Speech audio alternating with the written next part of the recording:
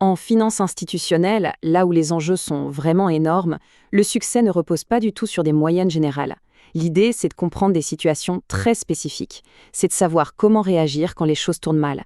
Finalement, c'est ça l'essence de la gestion du risque. On pourrait s'imaginer des questions très complexes, vous savez, sur les dérivés, la macroéconomie. Mais en réalité, la question la plus périlleuse, elle est d'une simplicité presque déconcertante. Et voilà, c'est celle-ci. Alors pourquoi est-ce si dangereux? Tout simplement parce que la moyenne, elle masque la réalité des extrêmes. Elle vient lisser toutes les aspérités, et c'est précisément là que se cachent les plus grands risques et les pires pertes. Ok, alors plongeons un peu dans ce concept. Le cœur du raisonnement institutionnel, ce n'est pas du tout de se baser sur des moyennes globales. Non, c'est de faire une analyse qu'on appelle conditionnelle. Et c'est une distinction qui est fondamentale. En fait, il y a une différence radicale entre ces deux approches. D'un côté, on a l'espérance inconditionnelle. Elle mélange absolument tout, les jours calmes comme les jours de tempête, pour donner au final un chiffre qui est souvent inutile. Et de l'autre, on a l'espérance conditionnelle qui, elle, demande « Ok, quelle est la moyenne, sachant que nous sommes en pleine crise ?» Et c'est là que se trouve l'information qui a de la valeur. Pour que ça devienne un peu plus concret, prenons un exemple. Un exemple simple, mais vraiment puissant, qui illustre parfaitement le danger de se fier uniquement aux moyennes. Bon, imaginez une stratégie de trading. On regarde sa performance globale, disons sur un an, et le résultat est positif. Mathématiquement, l'espérance de son rendement est supérieure à 0. On pourrait être vraiment tenté de se dire « Super, c'est une bonne stratégie ». Et c'est là qu'intervient la question qui change tout. La question conditionnelle, le fameux « et si ». On arrête de regarder la moyenne globale et on se concentre sur une condition bien précise, les périodes de grand stress sur le marché. Et voilà le piège qui se referme. La stratégie, en fait, elle gagne un petit peu d'argent très souvent quand tout est calme, mais elle subit des pertes énormes, systématiques, dès que le marché devient nerveux. La moyenne positive masquait une faille qui est absolument fatale. Et cette distinction, attention, ce n'est pas juste une petite curiosité pour les matheux.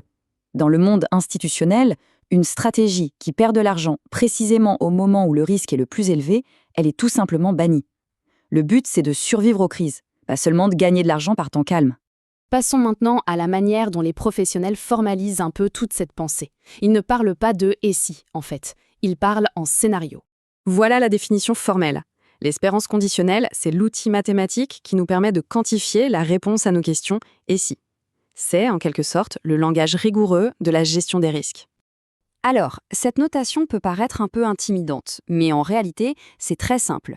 Le E, c'est pour espérance, donc la moyenne. Le X, c'est la variable qui nous intéresse, par exemple le gain ou la perte. Et cette petite barre verticale, qui est la clé de tout, elle se lit sachant que l'événement Y s'est produit. Donc l'espérance de X, sachant Y. Et ce concept, il s'applique directement au quotidien. On ne demande jamais la perte moyenne. On demande la perte moyenne conditionnée à un événement stressant. Chacune de ces questions, c'est une espérance conditionnelle en action. Cette approche, ça entraîne un changement de mentalité qui est radical. Le but n'est plus d'essayer de deviner l'avenir, mais bien de se préparer à toutes ces éventualités. Le point crucial, il est là. Prédire, c'est le jeu des spéculateurs. C'est un jeu avec une très faible probabilité de succès sur le long terme. Se préparer, c'est la discipline des institutions qui durent, qui survivent. Elles ne prétendent pas savoir si les taux vont monter. Par contre, elles savent très exactement ce qui arrivera à leur portefeuille si les taux montent. L'espérance conditionnelle, c'est vraiment le moteur des processus les plus importants en finance institutionnelle. Que ce soit le stress testing, l'analyse macroéconomique, la gestion de portefeuille, tout, absolument tout, repose sur cette capacité à évaluer l'impact de différents scénarios. Pour finir, abordons une erreur de raisonnement qui est très courante, mais qui est aussi extrêmement dangereuse. Elle résume bien l'importance de tout ce qu'on vient de voir. C'est une idée séduisante, n'est-ce pas? Si un crash majeur n'arrive qu'une fois tous les 10 ans, après tout, pourquoi s'en soucier au quotidien? C'est une logique qui semble intuitive, mais qui est complètement fausse. Absolument, totalement faux. Ignorer un événement rare juste à cause de sa faible probabilité, c'est peut-être l'une des erreurs les plus coûteuses qu'on puisse faire en finance. Ce qui détermine l'importance d'un événement, ce n'est pas sa fréquence, c'est son impact. La perte conditionnelle à un choc systémique est tellement énorme qu'elle domine complètement tous les petits gains et les petites pertes de tous les jours. Au final, c'est la seule chose qui compte vraiment pour la survie à long terme. Et tout ça nous amène à une conclusion centrale. La performance, on ne la juge pas sur la moyenne, on la juge sur la résilience dans des conditions spécifiques et surtout difficiles. En résumé, ceux qui durent dans ce métier, ils adoptent une mentalité de survivant. Ils ne se demandent pas qu'est-ce qui va se passer. Ils se demandent est-ce qu'on est prêt si ça se passe. Ils mesurent le risque là où il se trouve réellement, c'est-à-dire dans les extrêmes. L'application finale de toute cette pensée conditionnelle, elle se résume à une question essentielle.